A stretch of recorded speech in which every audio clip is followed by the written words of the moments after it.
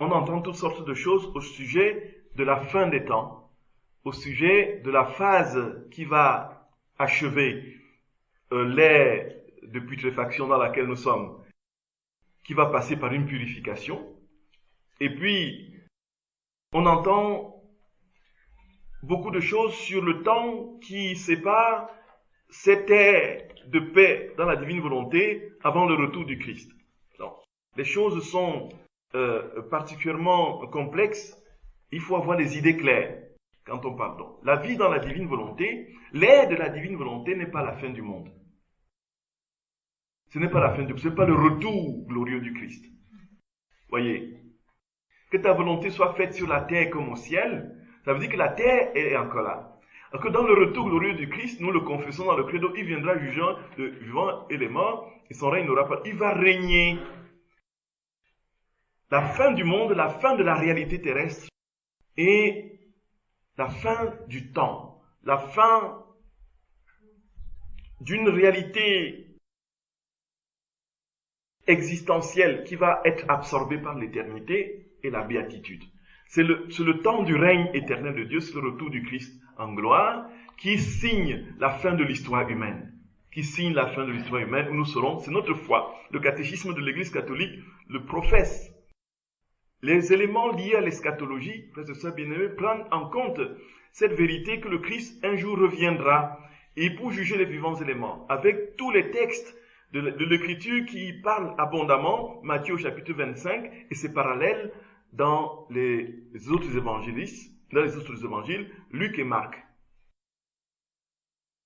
Il y a bien une fin du monde, il y a bien une fin de l'histoire humaine, il y a une fin de l'existence terrestre.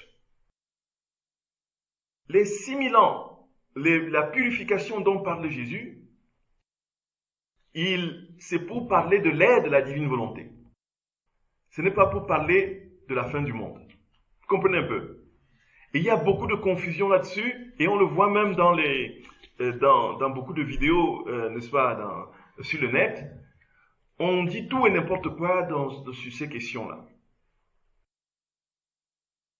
Jésus dit qu'il purifie l'univers par phase de 2000 ans.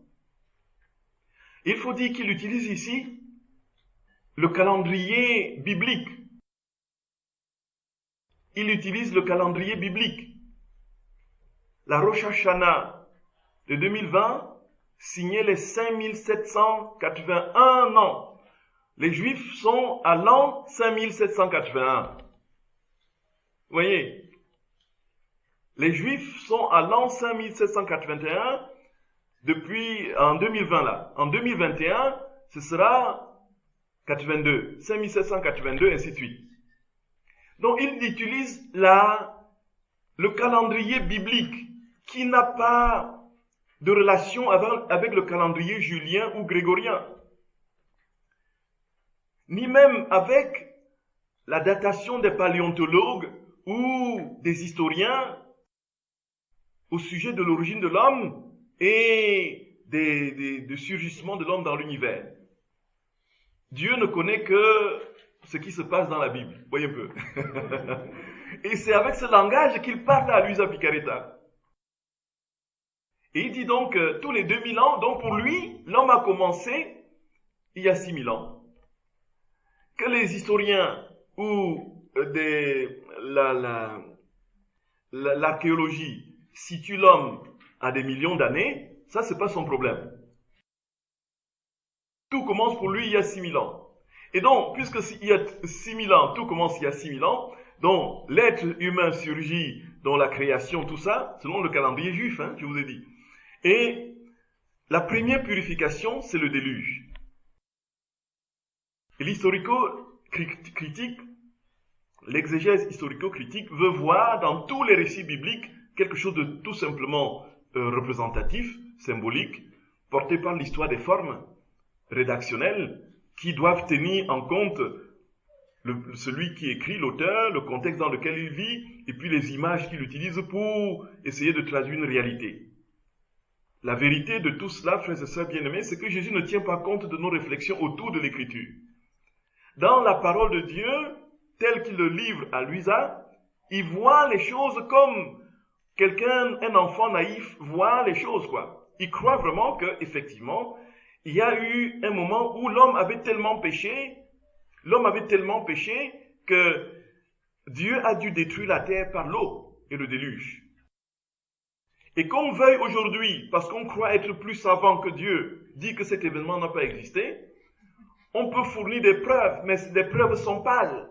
Surtout que l'on connaît les carences chroniques, justement, de la science historique, archéologique et autres. Des datations au carbone 14 et les différentes méthodes de datation qui, justement, parce qu'il y a eu interférence d'un agent extérieur sur l'élément que l'on veut dater, va complètement changer la donne.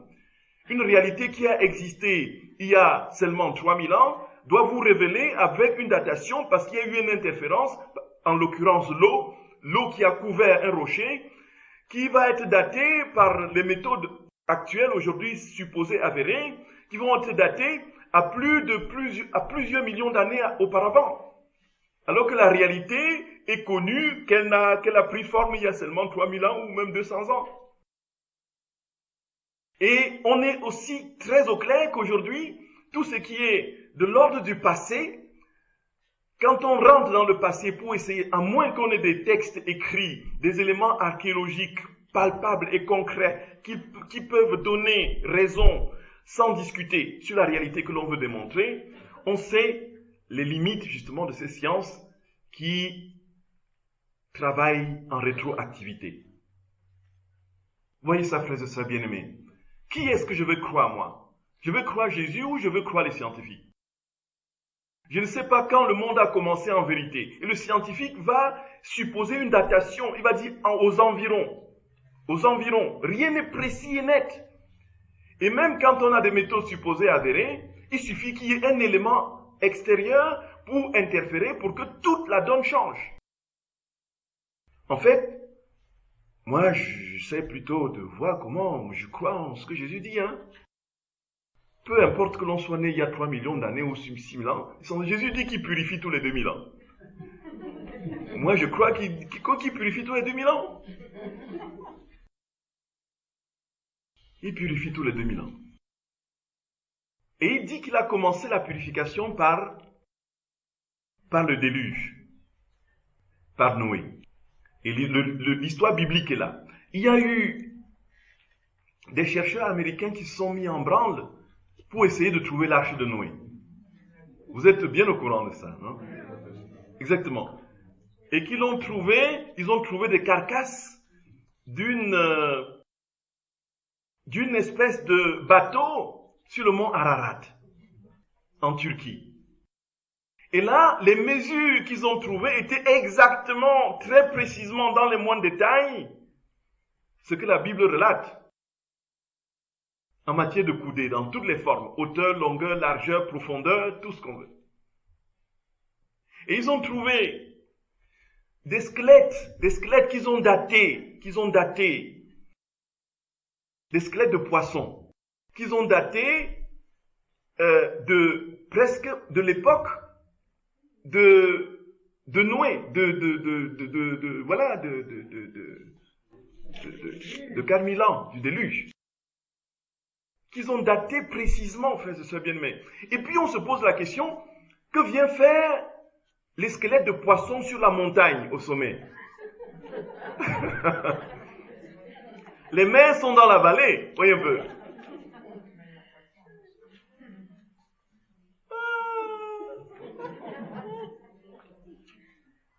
L'eau ne peut pas être au sommet de l'Everest, c'est pas possible. On ne peut pas avoir la mer au sommet de l'Everest. Ça, c'est pas la loi de la pesanteur. Ça défie la loi de la pesanteur. Ce n'est pas possible. Et puis, ils ont remarqué que l'essence de bois qui permettait la construction, qui faisait la charpente de cette arche qu'ils ont trouvée, de ce bateau qu'ils ont trouvé, n'existe pas en Turquie. Il n'y a que dans la région de Judée, justement, qu'on trouve cette essence de bois-là. Mais avec tout ça, ils ont conclu qu'il y a eu effectivement des déluge. Et que toi, soi-disant scientifique ou théologien ou bibliste, parce que tu as eu récité quelques lettres grecques ou hébreux, tu crois subitement que tu es Dieu et que tu vas venir balayer d'un revers de main la réalité profonde du mystère que contient l'Écriture.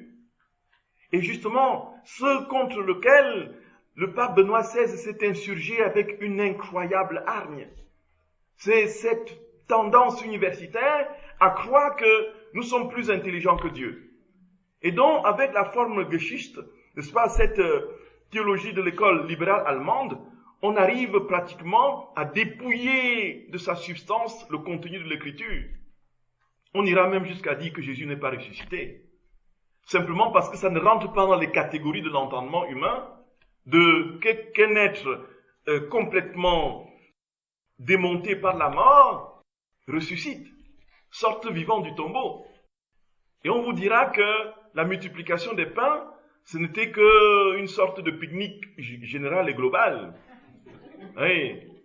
Jésus a vu des foules venir à lui, et puis, comme chacun avait son pique-nique dans le sac, alors ils ont commencé à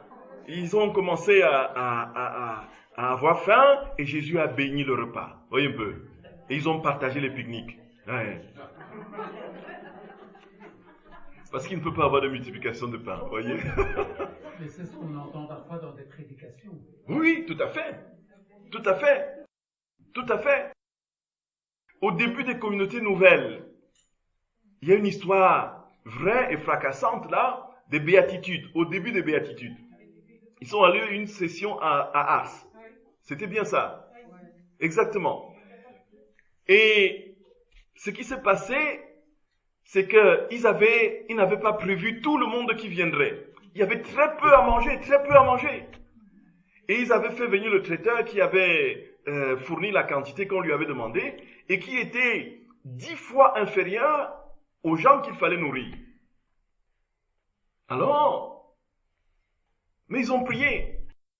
Ils ont demandé au Seigneur de faire quelque chose. Et jamais plus le truc ne s'épuisait, voyez un peu. Ils sortaient les plateaux.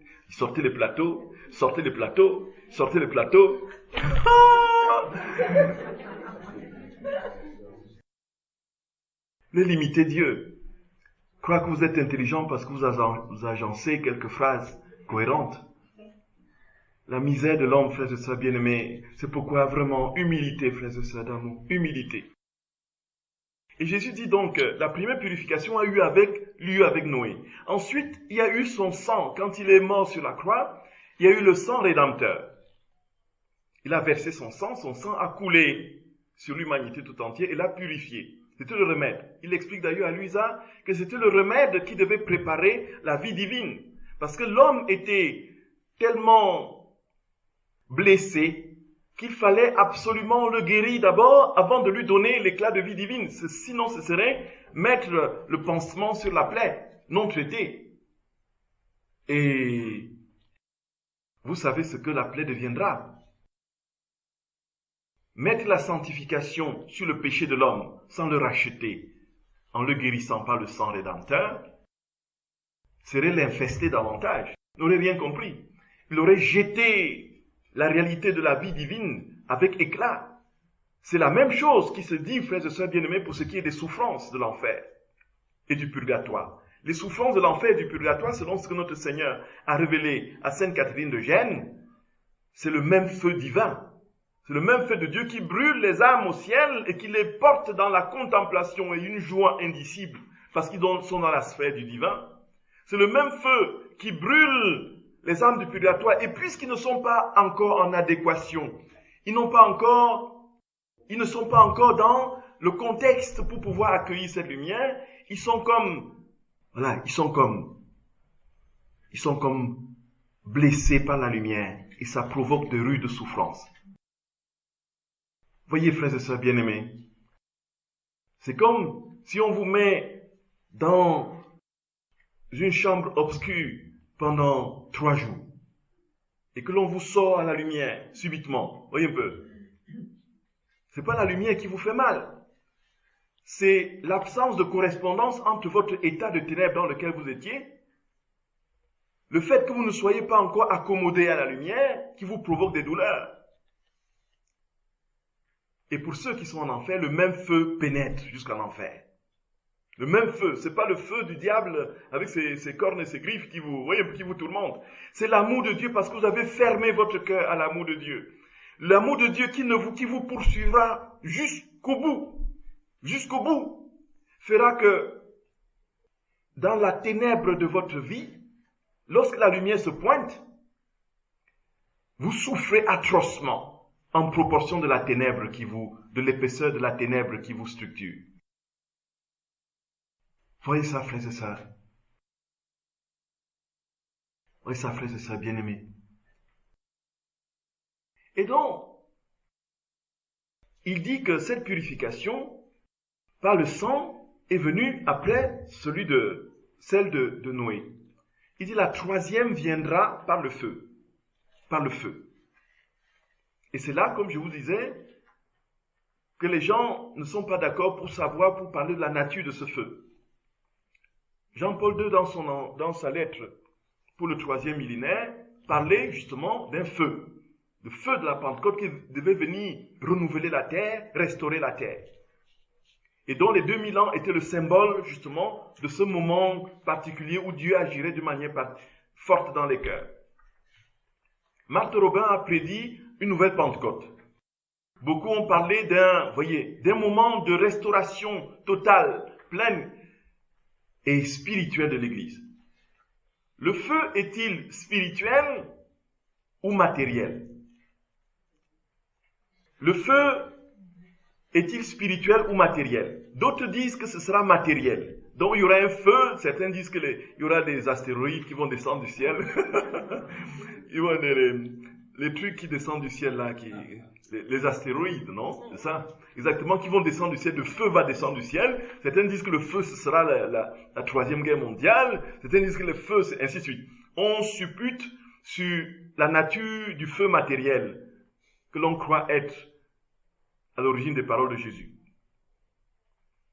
Que ce soit matériel ou spirituel, l'essentiel, c'est que nous comprenons que Jésus a dit, comme je vous ai dit, je n'ai pas l'imagination qui s'élève du sol d'1 centimètre.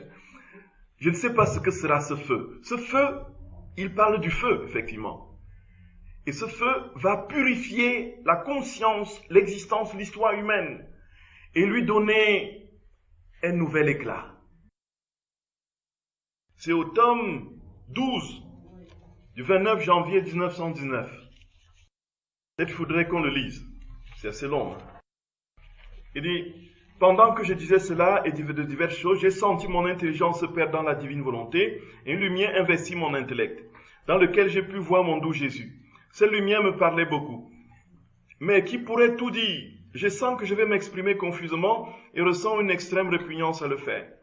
Si l'obéissance était plus indulgente, elle ne m'imposerait pas de tels sacrifices. Mais toi, ma vie, donne-moi force et ne me laisse pas la vie donc. Il me semble que Jésus m'a dit, ma fille bien-aimée, je veux te faire connaître l'ordre de ma providence. À tous les 2000 ans, j'ai renouvelé le monde. À la fin du premier 2000 ans, je l'ai renouvelé par le déluge. À la fin du second 2000 ans, je l'ai renouvelé par ma venue sur la terre où j'ai manifesté mon humanité. À travers elle, comme à travers un treillis, ma divinité s'est laissée deviner. Les bons et les très saints des 2000 ans qui ont suivi cette venue ont vécu des fruits de mon humanité et ont joui un peu de ma divinité. Actuellement, nous sommes à la fin de la 3e période des 2000 ans. Et il y aura un 3e renouveau.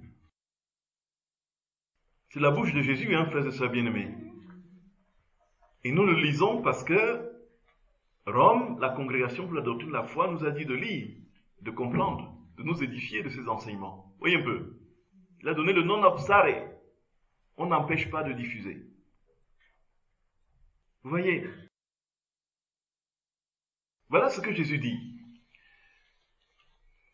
Actuellement, nous sommes à la fin de la 3e période de 2000 ans et il y aura un 3e renouveau. C'est là la raison de la confusion générale actuelle qui n'est rien d'autre que la préparation au 3e renouveau.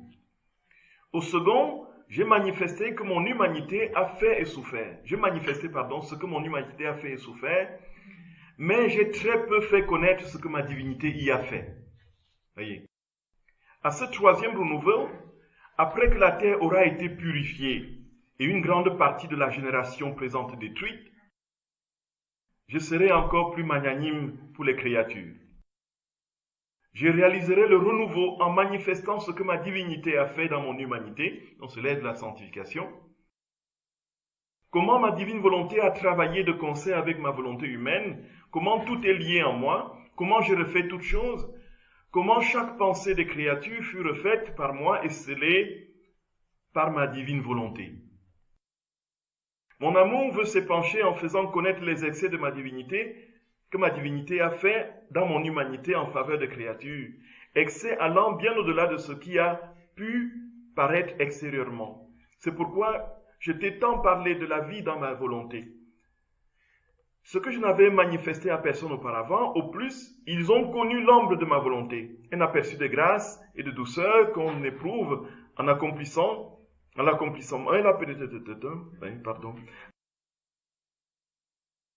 première manifestation de la vie dans ma volonté se fit à travers mon humanité.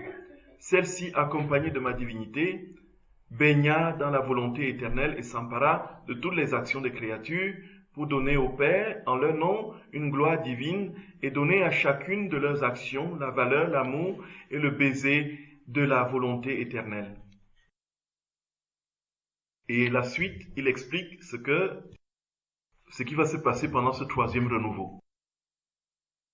Donc, il dit très clairement qu'il y a trois renouveaux voyez. Le premier s'est accompli avec Noé, le deuxième, le sang rédempteur, le troisième, par le feu. Il faut chercher le mot feu, justement. Chercher le mot feu. Ainsi, et je t'ai choisi comme maillon de jonction avec mon humanité, afin que ta volonté, ne faisant qu'un avec la mienne, répète mes actions. Sans cela, mon amour ne saurait s'épancher totalement, je pourrais recevoir les créatures. Ah oui, si vous trouvez le feu quelque part, vous me signalez. Ouais. C'est le tome 12. Le tome 12 du 29 janvier 1919. Oui. 29 janvier 1919. C'est là qu'il parle des trois purifications. Là qu'il parle des trois purifications. Il peut même se faire qu'il n'a pas parlé du feu. Mais toujours est-il qu'il parle tout le temps du feu de son feu purificateur, du feu de son rédemption. Voilà. Donc, la réalité historique, cher frère ou sœur qui a posé la question, c'est que Jésus tient compte du calendrier biblique. Et les Juifs aujourd'hui sont à l'an 5781. Non, en fait, c'est 1000 ans aux yeux de Dieu sont comme hier. Oui, un peu. On ne calcule pas comme ça, voilà, sinon on rentre dans des prédictions sectaires. Oui, un peu ça. Quand il dit, encore une fois, si on entre plus profondément dans la gématrie juive, les chiffres ont un sens, voyez. Il y a une signification à chaque chiffre. Et puis, 1000 ans, 2000 ans, ainsi de suite. Et puis, pour conclure, le millénarisme a été condamné par l'Église. Il faut que ce soit bien clair dans les esprits. Quand l'ère de la vie du ciel sur la terre adviendra, on ne sait pas combien de temps ça va durer. Vous comprenez? Donc, que les gens qui disent qu'il y a 1000 ans, un règne de 1000 ans et de trucs de 1000 ans, qu'ils aillent vraiment très prudemment. L'Église n'a jamais professé le millénarisme. Et puis, on professe le retour glorieux du Seigneur. Mais dans cette mouvance de la vie dans la divine volonté, on connaît, on comprend, et les papes l'ont dit, il y aura un renouveau de l'Église. Dans la vie de Dieu, le ciel sera, voyez. Quand le moment viendra, les prêtres n'auront plus de repos, voyez un peu. Voyez, ils vont mourir d'épuisement, voyez, parce qu'ils confessent du matin au soir, voyez un peu. C'est ce que la Vierge annonce dans les messages. Tout à fait, exactement. Voilà encore le mouvement sacerdotal marial qui est reconnu par l'Église, confirmé par le pape Jean-Paul II, qui en est même le saint patron. Voyez, où la Vierge, l'élocution, on aura l'occasion dans d'autres retraites de parler de ces des modes de vision dans l'ordre de la vie spirituelle. Et donc Gobi, effectivement, il y aura un temps, effectivement, où l'Église sera renouvelée, pleinement renouvelée. Le mal n'aura plus de prise sur les âmes, sur les consciences. C'est ça, l'aide de la divine volonté. Et c'est cela le triomphe du cœur immaculé de Marie. À la fin, mon cœur immaculé triomphera, ce qu'elle dit à Fatima. Et dans les derniers, vers la fin du 36e tome là, alors la très sainte mère vient en force. Vous lisez des choses sublimes sur la sainte mère. Voyez un peu. Et on comprend que tout passera par elle. Tout passera par Marie. Voyez, frères et sœurs bien-aimés d'amour. Oh, tout passera par maman. Tout passera par maman. Et c'est pourquoi il faut que nous fassions les sessions de la divine volonté, les retraites de la divine volonté dans les lieux mariaux, quoi. Parce que tout viendra par elle. C'est moyen de parler, on peut aussi faire dans une salle de classe ou dans un lycée, mais la divine volonté va régner. Mais c'est pour dire que c'est le lieu est porteur, quoi. Le lieu est porteur. Parce que c'est maman qui porte le projet de la victoire sur le mal. La femme qui écrase la tête du serpent. La pureté d'intention, je veux bien. Tout ce qu'on fait surtout est toujours taché par quelque chose de personnel. Comment faire? Effectivement, ma chère sœur, je ne sais pas si c'est tout à fait. Et c'est pourquoi Sainte Thérèse de l'Enfant Jésus, dans sa consécration à l'amour miséricordieux, va dire des choses infiniment belles. Dans ce sens-là, au soir de cette vie, je paraîtrai devant vous les mains vides, Seigneur, car je ne vous demande pas de compter nos œuvres. Toutes nos œuvres ont des tâches à tes yeux. Je veux me revêtir de ton propre amour et m'offrir comme offrande à l'amour miséricordieux pour le salut des âmes. Voyez un peu. Toutes nos œuvres ont des tâches aux yeux de Dieu. La recherche d'intérêt, c'est ce qu'on a dit ce matin, la recherche d'intérêt, la gloriole. Pour peu qu'on fait quelque chose de bien, oupi, voyez un peu, on croit qu'on est des Rambo, voyez un peu. On se met en avant, voyez. Et puis, vous voyez ce que j'ai fait, ainsi de suite. Dans le milieu universitaire, c'est terrible. C'est terrible. Est-ce que tu as lu le dernier article que j'ai écrit, que je fais paraître dans telle revue? Oui. Voyez. Et quand l'autre a écrit un livre en plus, on dit mais... Et puis, on fera tout pour dénigrer, pour critiquer son livre, quoi. Pour dire, bon, ça ne vaut rien du tout, ainsi de suite. Simplement parce qu'on est jaloux qu'il ait écrit, l'autre n'a pas écrit. Vous voyez un peu ça. C'est violent. Des êtres soi-disant super intelligents, qui sont capables pour des petits trucs, justement, ils ne se parlent pas pendant des mois, parce que l'un a mis son manteau au lieu où l'autre mettait le sien. Vous voyez. Et puis on écrit des livres, on fait des conférences. Et on est applaudi. Vous voyez. On a quelques petits étudiants dont on décide du sort. On croit qu'on est Dieu. Voyez ça, frères et sœurs bien-aimés. Et comment faire? Jésus dit que tout ce que nous avons fait avec tâche, nous pouvons les refaire. Et c'est ça, la bonne nouvelle de la divine volonté, ce que nous avons dit ce matin. Nous pouvons les refaire.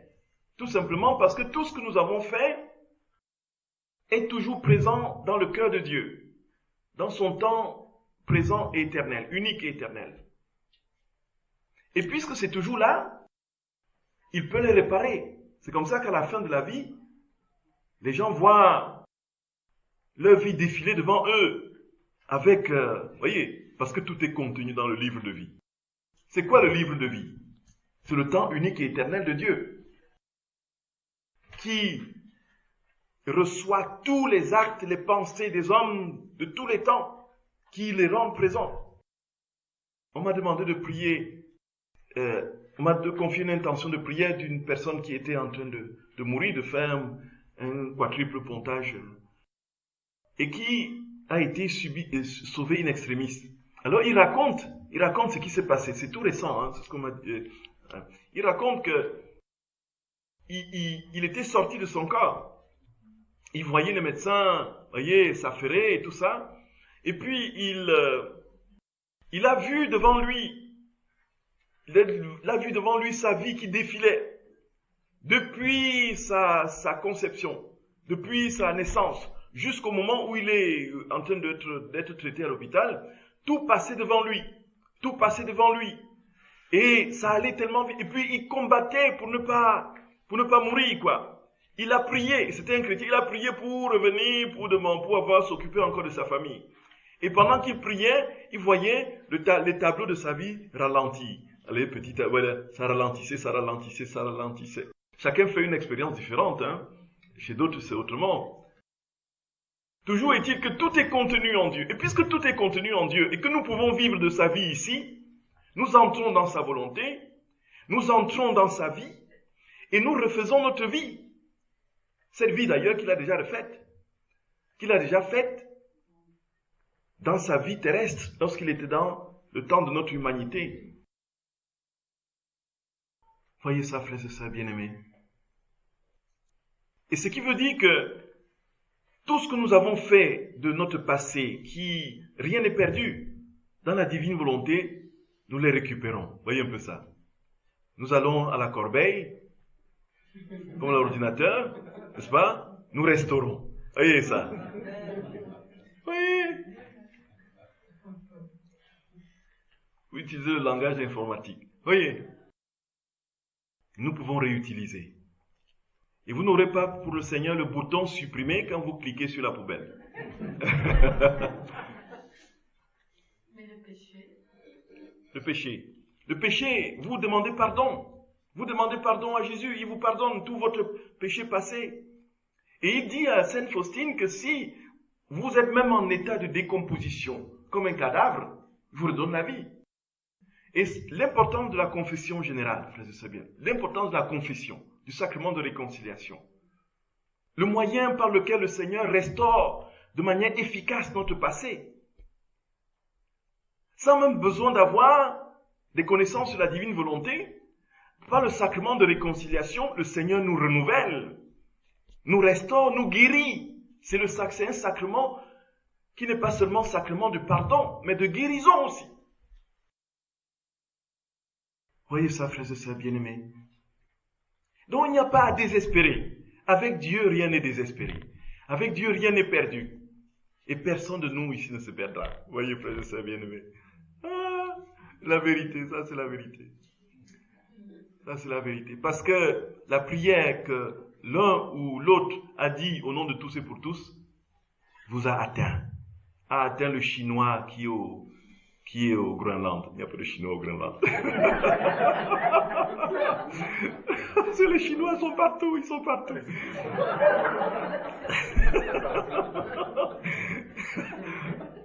On les voit partout. Oui.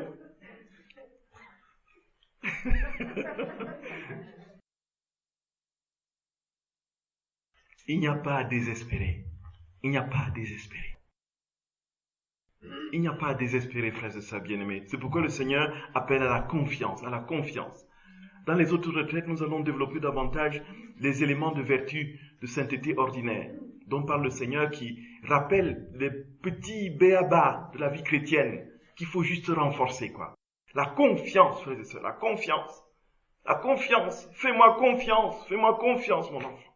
Confiance, confiance. Pourquoi as-tu peur? Donc, mais que signifie donc poser un acte dans la volonté divine? Ce soir, je vais manger, je vais me laver, je vais me coucher. Comment je fais cela dans la volonté divine? C'est une excellente question. Voyez? Et comme dans d'autres occasions, lorsqu'on me pose la question, oui, avant d'oublier, l'association est invitée au festival marial à Notre-Dame du Lot. C'est assez curieux que tout se passe dans les lieux mariales comme ça. C'est incroyable, hein. Vous voyez? Et l'association est invitée là du 20 au 25 il y aura une intervention. C'est l'Alliance mariale qui organise chaque année dans ce festival. Depuis quelques années, c'est à Notre-Dame du Lot. Ils sont 500 personnes puisque il n'y a pas suffisamment de place pour l'hôtellerie. Donc cette année, à cause du Covid, ils ont réduit le nombre, ils sont 400 par là. Et pendant ce festival marial, ils ont demandé à l'association d'animer tous les jours des ateliers sur l'Usa Picarita. Voyez. et puis une intervention en séance plénière le dimanche. Donc, dans d'autres occasions, on pose la question effectivement, comment on peut faire des choses avec Dieu dans la divine volonté. Bon, effectivement, mes très chers, Jésus le dit très clairement, peu importe l'acte que nous faisons, l'acte le plus insignifiant, le plus infinitésimal, prend une valeur infinie devant Dieu tant que c'est vécu en lui et par lui. Voyez ça. Tant que c'est vécu en lui et par lui. J'espère que je vais trouver le texte. Il faut prier dans votre cœur pour que je trouve le texte. Voilà. Bingo. Vous avez bien prié. Voilà. Donc, je parlais de l'acte préalable, des actes actuels. Donc, c'est tout ce qui est acte préalable et acte actuel, dont je n'avais pas la référence la dernière fois. C'est le tome 14 du 27 mai 1922. Et puis, pour la méthode de l'acte actuel, c'est au tome 11. Au tome 11 du 14 août 1912. Pour la méthode de l'acte actuel. Voici ce que Jésus dit. Pour que l'âme soit capable de s'oublier soi-même, tout ce qu'elle fait et tout ce qu'elle a à faire doit être accompli comme si je voulais le faire en elle. Voyez. Si elle prie, l'âme devrait dire, c'est Jésus qui veut prier et je prie avec lui. Si elle travaille, c'est Jésus qui veut travailler, c'est Jésus qui veut marcher, c'est Jésus qui veut se lever, c'est Jésus qui veut s'amuser, et ce devrait être ainsi en toute chose pour le reste de son existence. À l'exception des erreurs, bien sûr. C'est justement la question qu'on m'avait posée. Comment se confesser dans la divine volonté? Ce n'est pas possible. Voyez. On peut tout faire dans la divine volonté, à l'exception de se confesser, parce que quand vous vous confessez, vous allez dire vos péchés. Oh, Jésus n'a jamais péché. Voyez. C'est pas Jésus qui peut se confesser, qui peut dire ses péchés en vous. Voyez un peu. C'est ça en fait. Parce que quand nous péchons, quand le péché est mortel, et on le voit même sans avoir besoin des enseignements de notre Seigneur Luisa, en théologie, dans la grâce sanctifiante en nous nous unit progressivement à force, au fur et à mesure de notre pratique sacramentelle, nous unit à Dieu. Et la rupture avec Dieu se produit avec le péché mortel. Voyez. De même, lorsqu'il y a un péché mortel, nous sortons du giron de Dieu, la divine volonté nous est enlevée. Il n'y a plus Dieu dans la réalité du péché mortel qui nous enlève. Et donc, nous prions, quand nous confessons, Jésus pardonne tout, il nous redonne le cadeau. De même, la grâce sanctifiante recommence son action, puisqu'elle est de nouveau régénérée par le sacrement de réconciliation, le pardon de Dieu. Voyez ça, frères et sœurs bien-aimés. Vous voyez ça? Et donc, il suffit, ma chère sœur bien-aimée, c'est l'écriture d'une femme, donc, je vais manger ce soir, Seigneur, viens manger avec moi, viens manger en moi. Tu as bien aimé ces saucisses, non? Ça t'a plu, je suppose. Bon appétit, Jésus. Voyez. Seigneur, viens utiliser mes mains, viens utiliser mes pieds, viens te laver en moi. Viens marcher en moi, viens dormir en moi, dormons. Tout est simple. En fait, dans la divine volonté, le mode de communion avec Dieu, c'est un mode de substitution. Dieu vient prendre notre place, accomplit ses actes en nous, divinise nos actes et tout ce que nous avons à faire, et c'est lui qui vit en nous. Nous devenons des petits Jésus ambulants. C'est ça en fait, frères et sœurs bien-aimés. Je cherche le visage du Seigneur. Je cherche son image tout au fond de vos cœurs. Vous êtes le corps du Christ, Vous êtes le sang du Christ.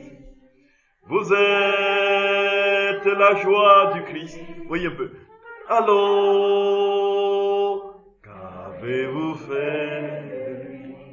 Qu'as-tu fait de Jésus que tu portes en toi? C'est ça, frères et sœurs bien-aimés.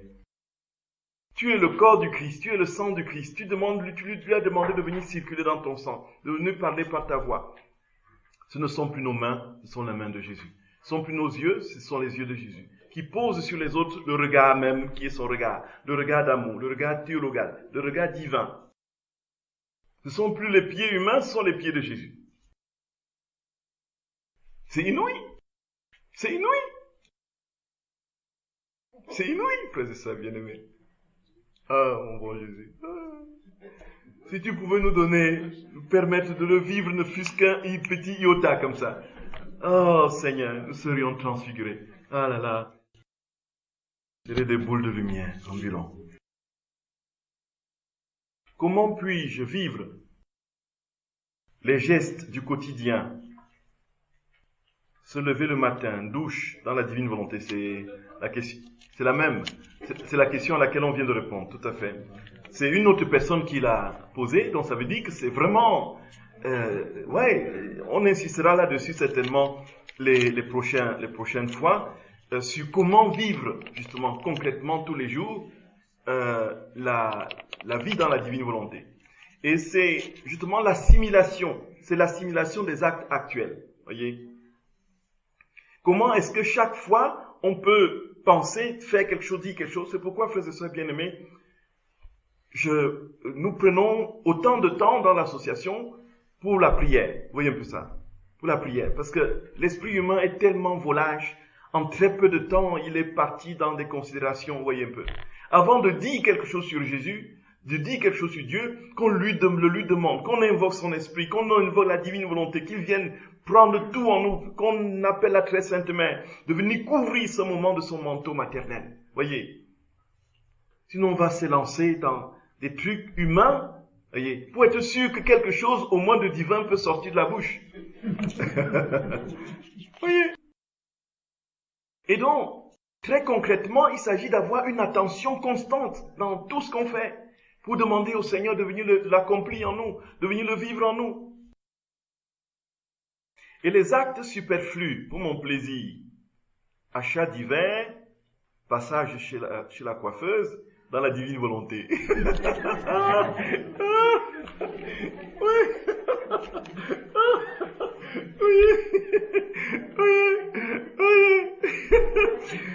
Dites-moi comment est-ce que je peux continuer à avoir du plaisir avec du chocolat dans la divine volonté. C'est la question que je me pose aussi, frère, c'est ça, bien aimé. Oh là là, Seigneur. Disons que si nous avons les cheveux ébouriffés, il faut nous coiffer, voyez un peu. De toute façon, on va pas, il faut faire sa toilette. Hein. Mais maintenant, c'est justement ce dont on parlait ce matin, la pureté d'intention. Pourquoi je vais chez le coiffeur? Pourquoi je vais chez le coiffeur? C'est ça. Ça. Est-ce que c'est pour paraître belle ou beau, n'est-ce pas, devant des personnes qui vont m'admirer, ou bien des personnes que je veux séduire? Voilà. Là, ça tombe à l'eau. Là, ça tombe à l'eau. Est-ce que c'est pour que le Seigneur, voilà, qu'il n'y ait pas d'obstacle pour le communiquer aux autres, parce que mon hygiène de vie crée le blocage? Voyez un peu. Si je laisse les cheveux en rasta là comme ça, qui tombent sur le truc, voyez, et puis je me suis pas brossé les dents depuis 2 ans, voyez un peu. Voyez un peu, voyez. Vous serez même indisposé à travers les haut-parleurs, voyez un peu. Voyez. Le message ne va pas passer. Vous serez bloqué par mon apparence, bloqué par mon hygiène de vie qui fera que tout j'aurai beau chanter, crier, rien ne passera. Voyez un peu. Si c'est dans le but de ne pas indisposer l'autre autour de moi, parce que je l'aime, parce qu'il est enfant de Dieu, et pour que Jésus soit content. Et voilà, qu'il y ait ce cadre convivial. Oui, je veux me coiffer. Mais si je dois me coiffer pour autre intention, pour le Seigneur, c'est... Voyez. Donc il faut que tout soit pour le Seigneur. Tout soit pour le Seigneur. Si nous vivons pour le Seigneur. Dit Saint Paul. Si nous mourons pour le Seigneur. Oui, ça, frères et sœurs bien-aimés. Que nous soyons vivants ou morts. Amen. Nous appartenons au Seigneur. Et en grec, c'est zomento kurio. Nous vivons en vue de Dieu. Ce n'est pas nous vivons pour faire ce que Dieu nous demande de faire. Nous vivons en vue d'être comme lui. Voyez un peu, frères et sœurs bien-aimés. C'est cela. Nous vivons pour être des dieux, des demi-dieux. Enfin, pas des demi-dieux. Des petits dieux. Des petits dieux, des fils de Dieu. Comme dit Saint Paul dans l'Épître aux Romains, nous sommes héritiers de Dieu. Nous sommes héritiers de Dieu. Nous partageons avec lui désormais sa nature divine. Nous sommes héritiers de Dieu et co-héritiers avec le Christ. Voyez. Voilà, frères et sœurs bien-aimés. Voilà. Si on doit retenir une chose, frères et sœurs d'amour, ça c'est ce qui me vient toujours, tout le temps, depuis quelques jours. Tout le temps. Frères et sœurs bien-aimés, vous êtes aimés de Dieu. Nous sommes aimés de lui. Ne nous décourageons pas, je nous en supplie. N'ayons rien qui aille dans le sens du découragement, quelle que soit notre histoire, quel que soit notre passé. Ça ne me quitte pas, je ne sais pas pourquoi il faut que je le martèle comme ça. Seigneur le dit, le redit. Amour, miséricorde, tendresse, amour, miséricorde, tendresse. Il ne vous jugera pas, ce sont les hommes qui vous jugent, frères et sœurs bien-aimés. Ils souffrent avec lui dans votre souffrance. Même si vous croyez que vous avez posé l'acte le plus abominable qui soit. Il est là, frères et sœurs d'amour. Il est là. Il est là. Il est là. Il est là. Il est là, frères et sœurs d'amour. Il est là. Il est là. Il est là. Il est là. Il vous dit, je vous prends contre mon cœur. Viens, mon enfant. Viens, je te serre contre mon cœur. Et jamais je ne te lâcherai. Jamais je te lâcherai. Si vous n'êtes pas très fatigué, il y a une dernière question sur... vous êtes très fatigué, mais très cher. Non, pas du tout. Ah oui. Voilà. Donc, la réalité, frères et sœurs bien-aimés, de l'Eucharistie. Voyez. Le plus grand don, le plus grand cadeau avant la restauration de toutes choses que Jésus nous a donné, c'est le Saint-Sacrement de l'autel. Voyez, c'est l'Eucharistie. À la messe, le temps s'arrête. Le temps s'arrête. Tout le ciel, si vous voulez comprendre un peu la dimension mystique du saint sacrifice de la messe, lisez la messe de Padre Pio. C'est un journaliste qui lui pose des questions sur la messe, sur ce qu'il vit pendant la messe. Pendant la messe, frères et sœurs d'amour, tout le ciel descend. Tout le ciel descend. Cette salle est remplie de myriades, de milliards et de milliards d'anges, de saints. Ils sont tous là autour de l'autel. Nous pensons dans la catégorie du temps et de l'espace. Ils peuvent être tous présents dans ce panier. Et quand ils descendent, Jésus commence son entrée en scène au jardin des Oliviers. Et Padre Pio décrit qu'en ce moment, il voit lui-même que ce n'est plus lui, Padre Pio, c'est Jésus qui est là, en lui, quoi. C'est Jésus. Il voit Judas avancer vers lui. La procession d'entrée. On aura le temps, frères et sœurs bien-aimés, d'expliquer la messe dans la divine volonté. Voyez un peu. L'association a les livres, va publier bientôt le livre « Comment vivre la messe dans la divine volonté ». Vivre la messe dans la divine volonté. Voyez.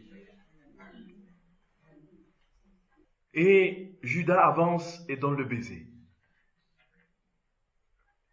Et commence là les péripéties de la vie, de la passion de notre très saint Seigneur qui va avoir son point culminant à l'autel lorsque le prêtre va élever le corps, l'hostie, en prononçant les mots même de notre Seigneur, qui en ce moment s'étend sur la croix, au-dessus, sur la croix, et qui, de nouveau, avec le sang qui est levé, va laisser son sang couler et jaillir à profusion. Il est dans des souffrances extrêmes en ce moment. Et quand il est déposé, il continue sa passion, sa douloureuse passion jusqu'au moment de la mort, lorsque le prêtre brise l'hostie en deux. Jésus rend l'âme. Est-ce que pas de pieux décrit? Et puis, une fois que les paroles sont prononcées et que l'hostie, la petite parcelle de l'hostie est redéposée dans le sang, l'humanité, le corps uni au sang redonne la vie, c'est la résurrection. Et quand Jésus vient sur vos lèvres, dans votre cœur, c'est le Christ ressuscité. C'est le Christ glorieux. Nous communions à Jésus mort et ressuscité. La messe, c'est ce temps de sa vie. Et le temps de la prédication, le temps des lectures, le temps des épîtres, de l'évangile, c'est le temps de sa vie publique. C'est le temps, frères et sœurs bien-aimés, où il envoie le message au monde, où il parcourt les rues de Jérusalem, de Nazareth, où il est en Galilée, où il traverse la Samarie, prêchant. C'est pourquoi le prêtre, en ce moment, dans la divine volonté, reçoit la prédication de Jésus. La prédication que Jésus a déjà faite. La version divine de la prédication que l'on veut faire là aujourd'hui, il suffit simplement de la demander à Jésus. Et il te donne à la mesure de ta capacité d'accueillir et tu proclames sa parole. Frères et sœurs bien-aimés, je ne sais pas comment ça se passe chez mes autres confrères prêtres. Je sais pour ma part que quand je célèbre, quand je prêche, j'ai des inspirations que je n'ai pas habituellement sur mon bureau. Parfois, j'ai préparé des choses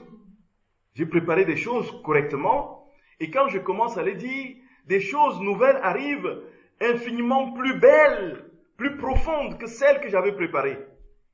Au point où j'écoute vraiment, je prêche en me laissant prêcher. Oui, un peu.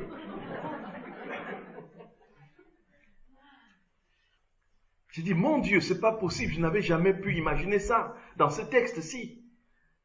Parce qu'en ce moment, vous êtes revêtus de la bouche de Jésus. Et si nous avons les yeux spirituels pour voir en ce moment les choses, nous verrons que Jésus, frères et sœurs, dans son prêtre, parle. Moi, je ne parle pas parce que je suis, on a lu des trucs illuminés. Non, c'est la théologie catholique chrétienne. Nous célébrons et nous vivons les choses in persona Christi capitis. Dans la personne du Christ tête. C'est un changement ontologique. Ce n'est pas une affaire d'un truc qu'on fait à côté. C'est Jésus lui-même qui vient prendre possession de vous. Vous êtes un autre Christ. Et aujourd'hui, dans les cercles écuméniques, je peux le dire parce que j'en fais partie, n'est-ce pas, on fait tout pour dire non, en fait, ce n'est pas ça. Et puis, il y a les théologiens catholiques qui sont dans ce cercle-là, qui disent non, qui épousent plutôt, qui sont tirés par les protestants, qui disent, bon, voilà, en fait, La réalité, frères et sœurs bien-aimés, c'est que Jésus prend notre bouche. Et dans la divine volonté, il ne prendra pas seulement la bouche du prêtre à l'autel. C'est ça!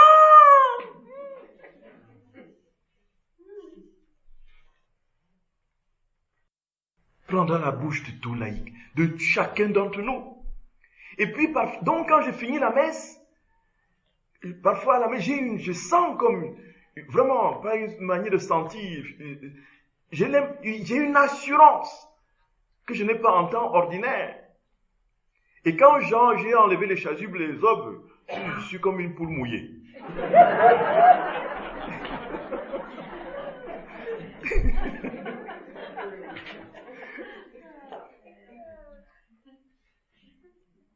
Frères et sœurs bien-aimés, et quand nous recevons le corps de notre très saint Seigneur, recevons-le avec amour, avec amour, avec amour et respect. Dans la liturgie de Saint Jean Chrysostome, il y a cette prière qui est faite avant la communion, qui est significative de la réalité mystérique, redoutable qui se présente là devant nous.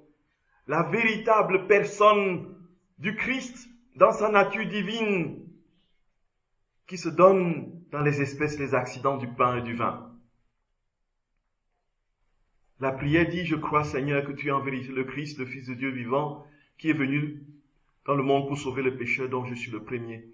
Je crois même que ceci est ton corps très pur et ceci ton sang précieux. T'es pris donc, aie pitié de moi et pardonne-moi les fautes volontaires et involontaires commises en parole et en acte, sciemment ou par inadvertance.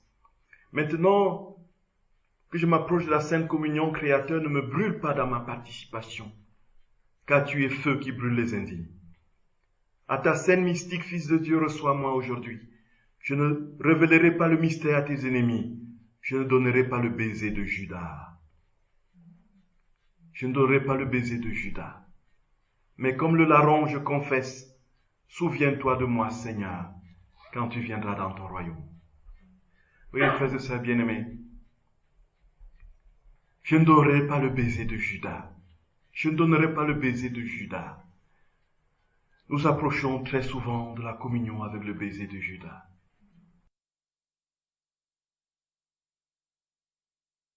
Ah, frères et sœurs bien-aimés, on dit, Seigneur, souviens-toi de moi quand tu viendras dans ton royaume.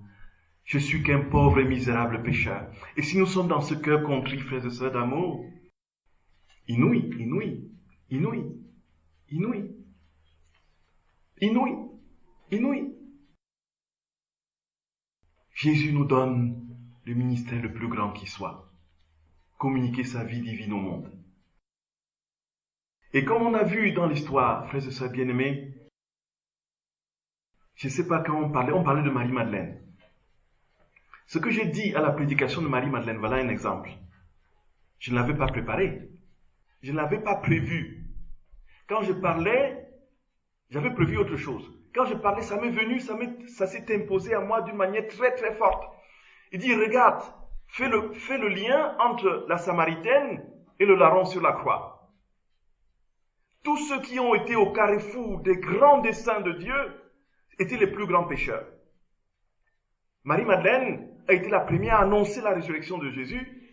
La femme samaritaine a été la première évangélisatrice de la Bible en annonçant que Jésus est le Messie, avant même que les apôtres ne confessent la foi au Messie. Et le larron a été le premier à entrer au ciel.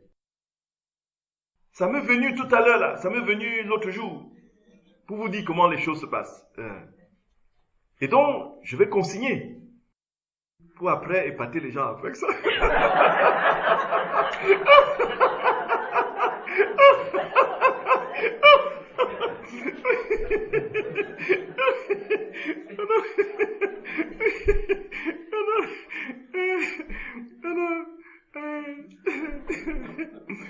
Oh Jésus. Vous voyez, frères et sœurs bien-aimés. Saint Jean Chrysostome, c'est dans la liturgie, la divine liturgie de Saint Jean Chrysostome, ce que les messes des orthodoxes et des cheptognes, ouais, c'est la liturgie de Saint Jean Chrysostome, ouais, voilà. Et puis, frères et sœurs bien-aimés, c'est pourquoi la plus grande offense qu'on puisse faire à Jésus aujourd'hui sur cette terre, c'est de profaner l'Eucharistie. Voyez un peu? C'est de profaner le corps du Christ. Et Jésus souffre atrocement. C'est pourquoi il demande réparation. Et Dieu sait qu'il y a des cercles satanistes dans des différents endroits du monde qui font des messes noires, qui cassent des tabernacles, volent des hosties. Il y en a même qui sont prêts à acheter une hostie à 1000 euros, 2000 euros. Une hostie consacrée. Dans ma paroisse, ils sont venus faire des tags satanistes sur le mur de mon église. Ce n'était pas ouvert, heureusement. Si c'était ouvert, ils seraient entrés, comme ils sont entrés dans la paroisse voisine, pas très loin. Ils ont saccagé les tabernacles, ils ont tout cassé, emporté des hosties. Et chaque jour en France, il y a plus de 300 vols, saccages de tabernacles, 300 églises, plus de 300 églises, chaque année, plus de 300 églises profanées. Mais on n'en parle pas. Et Jésus attend que nous, frères et sœurs bien-aimés, enfants de la divine volonté, nous entrions dans la grâce de la réparation, que nous entrions dans sa volonté pour réparer tout ce qui se fait dans ces lieux. Seigneur, nous t'en supplions, aie pitié de ce monde, et au nom de tous et pour tous, nous te rendons grâce et te bénissons pour toutes ces âmes que tu vas sauver, parce que nous sommes sûrs que tu les sauveras, parce que tu veux que nous te l'implorions par notre offrande, et nos rondes, et notre prière perpétuelle. Sauve-les, Seigneur, et guéris-nous de notre manque d'amour pour toi dans l'Eucharistie. Je vous salue Marie, pleine de grâce, le Seigneur est avec vous. Vous êtes bénie entre toutes les femmes, et Jésus, le fruit de vos entrailles, est béni. Sainte Marie, Mère de Dieu, priez pour nous pauvres pécheurs, maintenant et à l'heure de notre mort. Amen. Au nom du Père et du Fils et du Saint-Esprit. Amen.